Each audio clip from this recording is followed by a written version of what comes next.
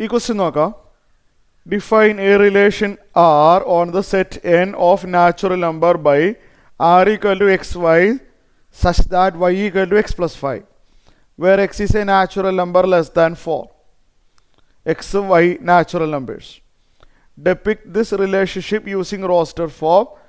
Write down domain and range.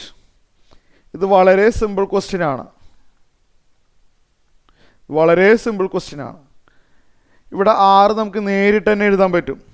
Set A എന്താണ്, set B എന്താണെന്ന് അറിയാതെ തന്നെ ആറ് നേരിട്ട് എഴുതാൻ പറ്റും. പറഞ്ഞുതരാം. ഇവിടെ എക്സിൻ്റെ വാല്യൂസ് ക്വസ്റ്റ്യനിൽ മെൻഷൻ ചെയ്തിട്ടുണ്ട്. വായിച്ചു നോക്കിയേ. X is a natural number less than 4. X ഒരു നാച്ചുറൽ നമ്പർ ആണ്, ലെസ് ദാൻ 4. നാച്ചുറൽ നമ്പർ എന്ന് പറഞ്ഞാൽ 1ഉം 2ഉം 3ഉം ആണല്ലോ. ഇതേ എക്സിന് കൊടുക്കാൻ പാടുള്ളൂ എന്നവർ ക്വസ്റ്റ്യൻ പറയുന്നുണ്ട്. കൂടാതെ y equal to x plus 5 ആയിരിക്കണം എന്ന് പറയുന്നുണ്ട്. വൈയും ഒരു നാച്ചുറൽ നമ്പർ ആവണം. വൈ ലെസ് ദാൻ എന്നൊന്നും പറയുന്നില്ല. വൈ ഒരു നാച്ചുറൽ നമ്പർ ആയാൽ മാത്രം മതി. ഇവിടെ ക്വസ്റ്റ്യനിൽ സെറ്റ് എ സെറ്റ് ബി എന്ന് പറഞ്ഞിട്ടില്ല. പക്ഷേ ഈ ഡെഫിനിഷൻ പ്രകാരം നമുക്ക് ആറ് എഴുതാൻ പറ്റും.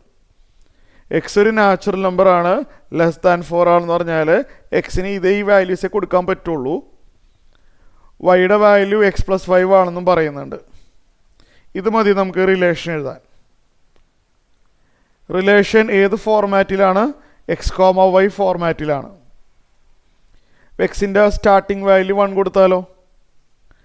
എക്സിന് 1 കൊടുത്താൽ വൈയുടെ വാല്യൂ 1 + 5 ആവും. 6 ആണ്. എക്സിൻ്റെ അടുത്ത വാല്യൂ 2 ആണല്ലേ. എക്സിന് 2 കൊടുത്താലോ? വൈയുടെ വാല്യൂ 2 + 5 ആവും. 7. എക്സിൻ്റെ ലാസ്റ്റ് പോസിബിൾ വാല്യൂ 3 ആണ്. എക്സിന് 3 കൊടുത്താൽ വൈയുടെ വാല്യൂ 3 + 5, അത് 8 ആണ്. എക്സിന് ഇനി വേറെ വാല്യൂ കൊടുക്കാൻ പറ്റില്ല. റിലേഷൻ റെഡി ആയി കഴിഞ്ഞു. ഡൊമൈനും റേഞ്ചും എഴുതാൻ പറയുന്നുണ്ട്. ഡൊമൈൻ എന്ന് പറഞ്ഞാൽ ഈ ഓർഡേഡ് പേരിലെ ആദ്യത്തെ എലമെൻറ്റ്സ് 1, 2, 3.